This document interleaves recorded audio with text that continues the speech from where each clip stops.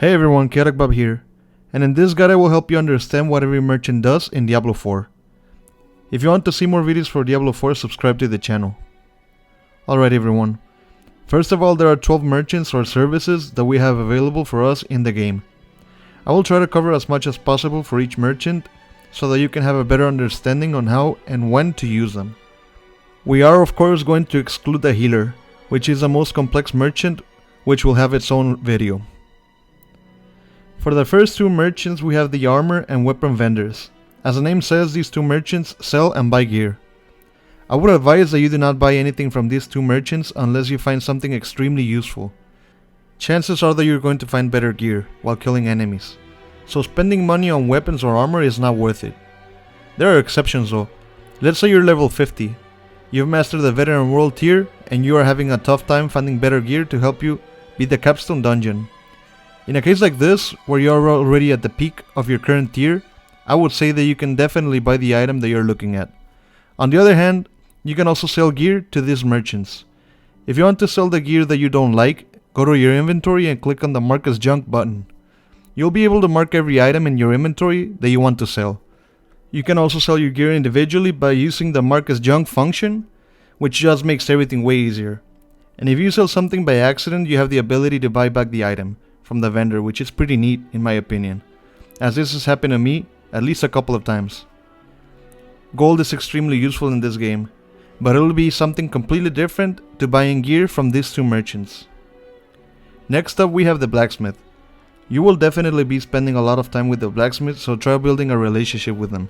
There are three things that you can do with the blacksmith. First, we can salvage equipment. With this function you can select an item from your inventory and you can dismantle it to obtain the crafting materials, which will be very useful with another merchant that we'll get to later on the video.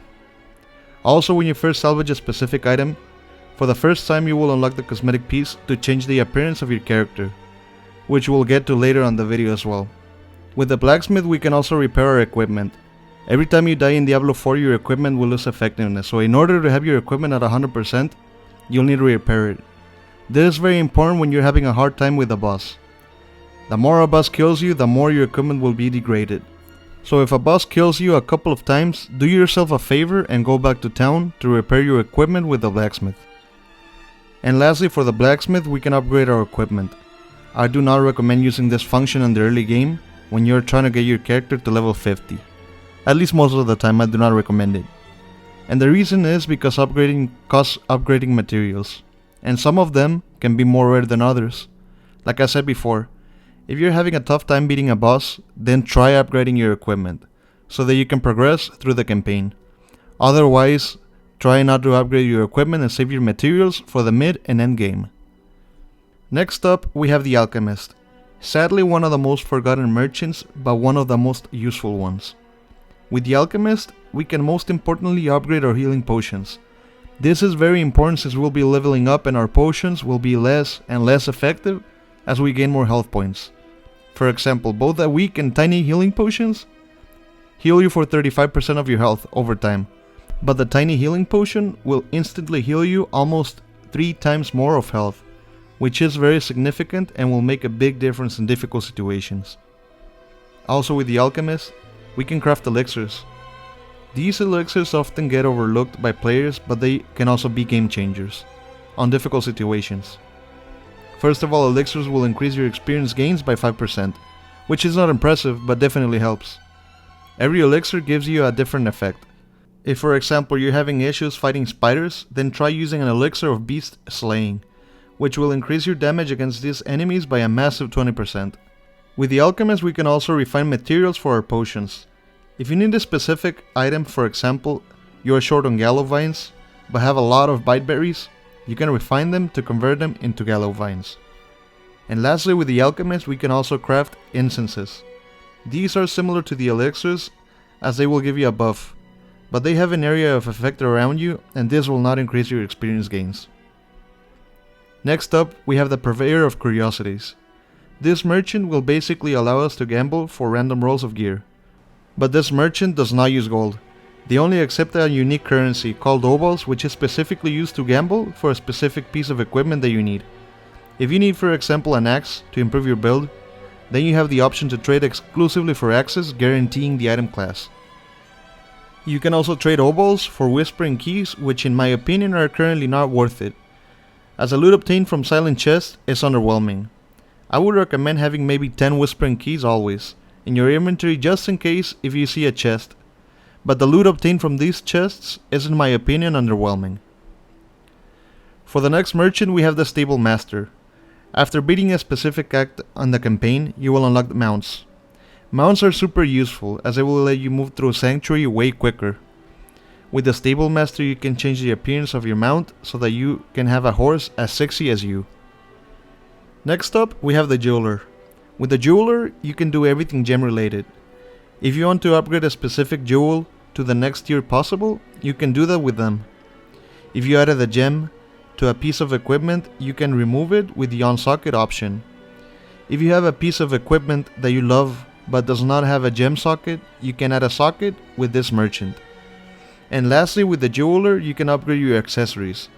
Similar to upgrading your armor, you can upgrade the effectiveness of your jewelry by using crafting components and gold. Next to the Jeweler we have the Rings and Amulet Vendor. As I said before with the armor and weapons merchants, I do not recommend buying equipment from these merchants unless you find an extremely good piece of equipment, or maybe if you're in the current level cap and you're struggling to level up your stats. For the next two services we have the Stash and the Wardrobe. In the Stash you can deposit all your stuff that you want to keep but you don't want to have in your inventory, like your gems or your elixirs. You can also share the equipment in the Stash with the other characters in the Eternal Realm, meaning you cannot share the equipment with your characters in the Seasonal Realm. But once the season ends, that character will go to the Eternal Realm, and will be able to access your Eternal Realm Stash. Across the room we have the Wardrobe. Here you can change the look of your character.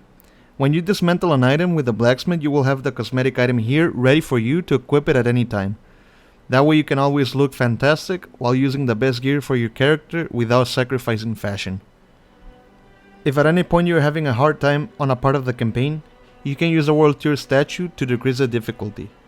Simply head to the statue, interact with it, and switch the World Tier to the one of your preference.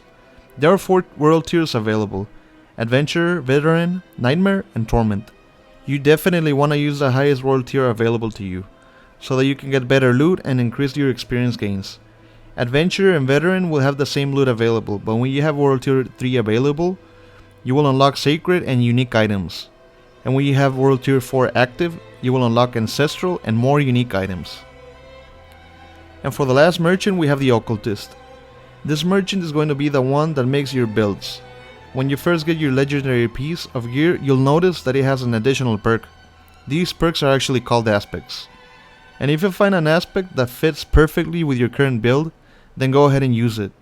There will be moments when maybe the perks and the aspects are not the best fit, but if you find a chest piece that has the best bonuses for you but does not have the best aspect, you can imprint an aspect on this piece of equipment. You can also extract the aspects from gear. If you want to add the current aspect that you have from your current piece of equipment to a new piece of equipment, you can dismantle the old piece of gear to extract the aspect. This will add it to your inventory. Once there, you can add the aspect to your new piece of gear. Keep in mind that aspects cannot be used on every piece of gear. Offensive aspects can be added on gauntlets, jewelry, and weaponry, and defensive aspects can be added on helms, chest piece, pants, or amulets. You can also replace a perk from a piece of equipment with the enchant item option. This will literally change one specific perk from that piece of equipment, but the equipment piece will be locked on your account, meaning that you can never trade it. Let's say I wanted to change the first perk on these boots. I don't want the lightning resistance on my boots. I'd rather have something else. Then I select the lightning resistance, hit enchant, and I'll select the perk that I like the most. And lastly, with the Occultist, we can craft sigils.